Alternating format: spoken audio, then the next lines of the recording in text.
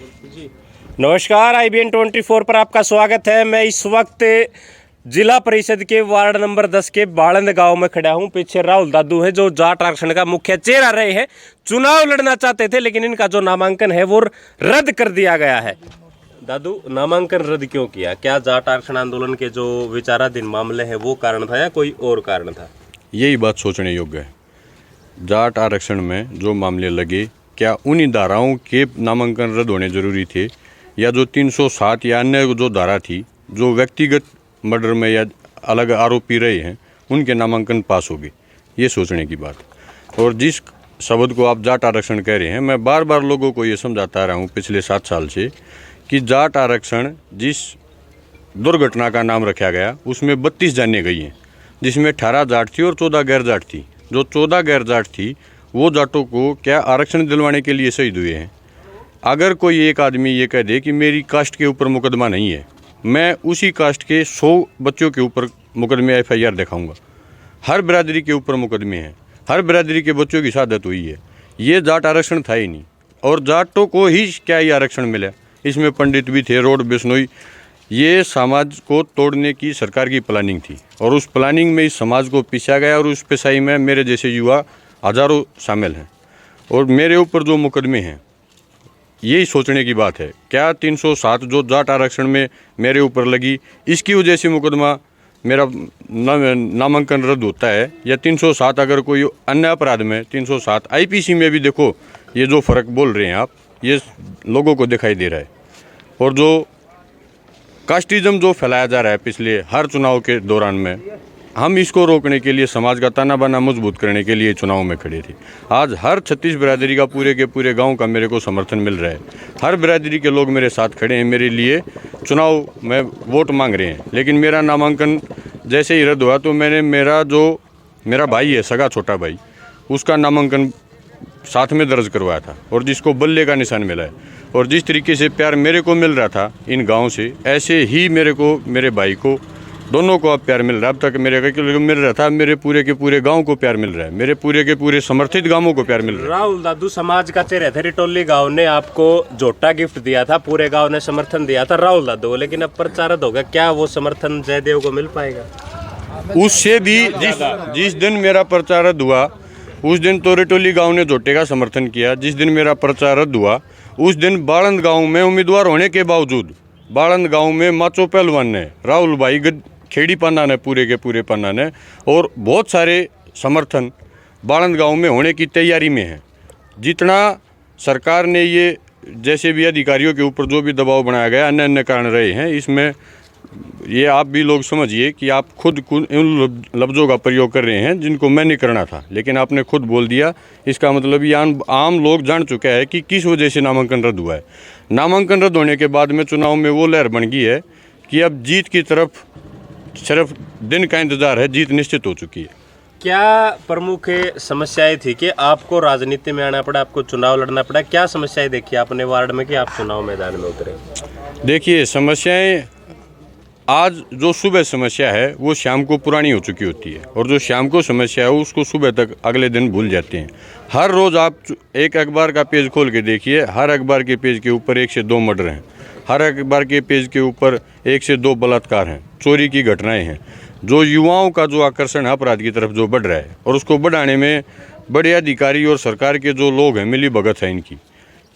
आप जो अवैध हथियार से जो मर्डर हो रहा है वो अवैध हथियार पुलिस पहले क्यों नहीं पकड़ रही? ये सोचने की बातें हैं। नशा की तस्करी के ऊपर रोक कहाँ तक लग पाई है? कहाँ तक लोगों शिक्षा की तरफ बढ़ रहे हैं? जो शिक्षा एक नौजवान को उसके किसी कार्य में उसको कहीं उसको रोजगार दिलवा दे। राहुल दादू अगर पार्षद बन गया या आपका भाई पार्षद बन गया तो आप अपराध को कैसे रोकोगे? कैसे अवैध असले को रोकोगे? कैसे आप नशा तस्करी करो? क्या ब्लूप्रिंट? राहुल दादू अगर पार्षद बनता है तो समाज के लिए जब भी कोई लड़ाई लड़ी जाएगी उसमें किसी का भी बच्चा और कोई भी नौजवान समाज की लड़ाई लड़ने में अपना योगदान देगा। वो सोचेगा कि अगर आज मेरी लड़ाई में मेरे ऊपर कोई भी पीड़ा आती है तो समाज मेरी सपोर्ट करेगा और मेरे को उस ऊंचाई पे ले जाकर बैठा देगा जिसके बारे में उसने, उसके परिवार ने सोची भी नहीं है। मैं पढ़ाई से जुड़ा हुआ छात्र रहा हूँ, मेरा छात्र जीवन रहा है, मैंने अभी BLLB करी है और राजनीति से मेरा इतना कोई जुड़ाव नहीं रहा है, लेकिन आंदोलन में मैं हर आंदोलन में सक्रिय रहा हूँ, चाहे वो किसान आंदोलन हो, चाहे गंगा आंदोलन हो। मैं GD अग्रवाल जी का दर्शन कर चुका हूँ, संत गोपाल दास जी के साथ में गौ आंदोलन कर चुका हूँ, गौ चराना आंदोलन में मैंने अनशन भी किए हैं। मेरा आंदोलन से जुड़ाव रहा है, लेकिन मैं राजनीति में अब इसलिए आया हूँ क्योंकि गाँव के लोग, मेरे गंवांड के लोग ये चाह रहे हैं कि एक एग्जाम्पल पेश किया जाए, ताकि कल किसी के बच्चे को समाज के लिए लड़ते हुए उसके ऊपर मुकदमे या कुछ अन्य नुकसान उठाना पड़ता है। ये होगी एक बात, लेकिन मेरा जो सवाल था वो ये था कि दादू अगर पार्षद बन गया तो अपराध को कैसे कम करेगा, अवैध असले को कैसे घटना से पहले पकड़वाएगा, कैसे नशा तस्करी को रोकेगा। सवाल अकेला राहुल दादू वो कैंडिडेट है जो अब इस चुनाव के दौरान में किसी भी आदमी के पास में कोई भी नशा नहीं पहुंचा रहा है। अकेला राहुल दादू वो कैंडिडेट है जो युवाओं को बैठा के समझा रहा है कि आपको पढ़ाई ज़रूरी है। आपको मैं अपने फेवर में लोगों को लेने के लिए किसी को शराब की 2 बोतल पिलाऊं और कोई किसी का भी बच्चा बिगड़े तो वो मैं अपनी जीत भी नहीं मानूंगा, जीत भी जाऊंगा। तो मैं सैद्धांतिक चुनाव लड़ रहा हूं और सिद्धांत की जीत होगी, और इस सिद्धांत के कारण ही आज हर गांव से भरपूर मात्रा में समर्थन हासिल हो रही है। और जो मैं कह रहा हूं कि मैं कैसे रोक पाऊंगा, मैं लोगों को जागरूक करूंगा, मैं उनको समझाऊंगा उनकी वैल्यू।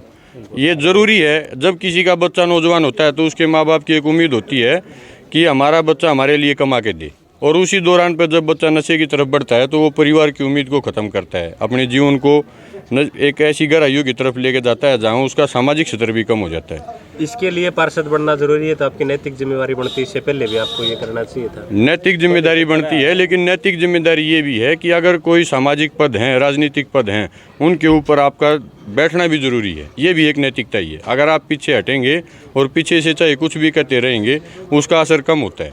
और अपने बात के वजूद को मजबूत करने के लिए लोगों ने चयन किया है, मेरे गांव ने इकट्ठा होकर मेरे को उठाया है, मैं अपने आप से नहीं उठा हूँ। रटोली सुंडाना गांव ने, रटोली गांव ने, और अब बालंद गरनाउठी गांव ने, माड़ोदी गांव ने, ककराना गांव में भी कल पंडित समाज ने मेरा समर्थन करा है। मसूदपुर गांव में भी पंडित समाज मेरे को पूरे समर्थित उम्मीदवार के रूप में मेरे को देख रहा है। तो मैं किसी जाति आधारित नहीं हूँ, ना ही मेरा चुनाव जाति आधारित है, और ना ही ये समाज जाति आधारित चुनाव को पसंद करता है।